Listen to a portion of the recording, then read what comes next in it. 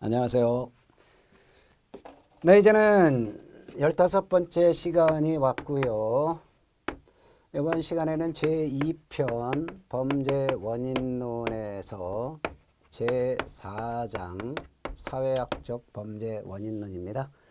사회학적 범죄 원인론, 사회적 원인론에서 제3절 이거는 사회 과정 이론이라고 그랬어요. 그러면 사회과정 이론을 범죄화 과정 이론이라고 한다 그랬죠. 요거를 보고 있는 것입니다. 그러면 우리는 사회학적 범죄 원인론에서 사회구조 이론이 있고요. 사회구조 이론과 사회과정 이론, 즉 사회과정에 중점을 둔다 하는 게 사회과정 이론입니다. 그러면 사회과정 이론은 범죄와 과정에 중점을 두는 이론을 보고 있는 겁니다. 여기는 뭐가 있다 그랬어요? 사회적 학습 이론으로서 서덜랜드의 차별적 접촉 이론이 있다 그랬죠. 그게 있고요. 두 번째로 차별적 접촉 이론을 수정 보완한 이론들이 4가지가 있다고 했습니다. 제일 먼저 차별적 접촉 강화 이론이 있고요. 이거는 버제스와 에이커스의 차별적 접촉 강화 이론입니다.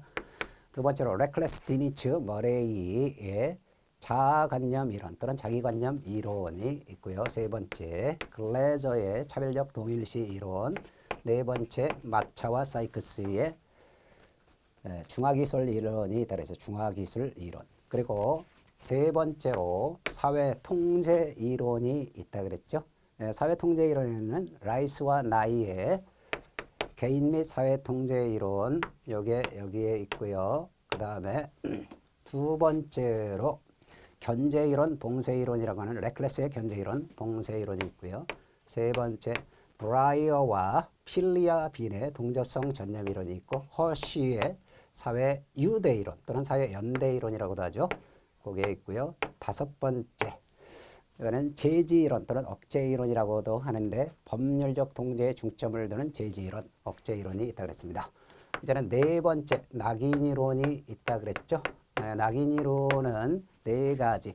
첫 번째 탄넨바움의 악의 극화, 두 번째 레머트의 1차적 일탈, 2차적 일탈, 세 번째 베커, 네 번째로 슈어의 이론이 있다 그랬습니다. 그래서 사회적 학습 이론, 그리고 사회적 학습 이론을 수정 보완한 이론, 요거하고 사회적 학습 이론을 수정 보완했다는 건요, 사회적 학습 이론을 취하는 겁니다. 그런데 사회적 학습 이론인 그 서덜랜드의 차별적 접촉 이론은 좀 간과하고 있는 게 있다는 거죠. 그거를 수정 보완한 이론들을 말합니다. 그 다음에 사회적 통제 이론, 요게 4가지가 있고요. 그 다음에 낙인 이론이 있다 그랬죠. 이런 것들이 사회 과정 이론이다. 사회 과정에 중점을 두는 사회 과정 이론이다. 그리고 범죄화 과정 이론이라고 한다 그랬어요. 이거는 미시적으로 본다.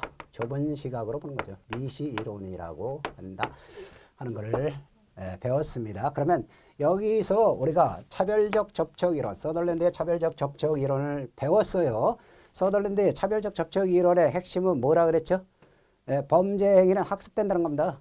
그러면 범죄 행위는 친밀한 집단 내에서 친밀한 사람들, 이 사람들이 범죄자다 그러면 그 사람들의 범죄 행위를 그대로 학습해서 범죄라고 만드는 거예요. 그러니까 범죄 원인이 뭐예요? 친밀한 집단으로부터의 범죄 행위를 학습한 거. 이 학습이 범죄 원인이 된다는 거예요. 그런데 이거는 인간 있죠? 인간으로부터 범죄자로부터 이 접촉하는 것, 교제하는 것만을 얘기했지 매스컴을 중시하지 않았다는 게 한계가 되는 겁니다. 그러니까 매스컴으로부터 범죄를 학습한 거는 서덜랜드의 차별적 접촉 이론에서는 이 범죄 원인이 안 된다는 거예요. 매스컴을 중시하지 않았다. 즉 매스컴으로부터도 범죄가 학습된다는 걸 간과했다는 게 중요하다 그랬습니다. 그 다음에 이제 이 접촉이라든가 교제의 정도에 따라서 범죄성의 정도가 차이가 나죠.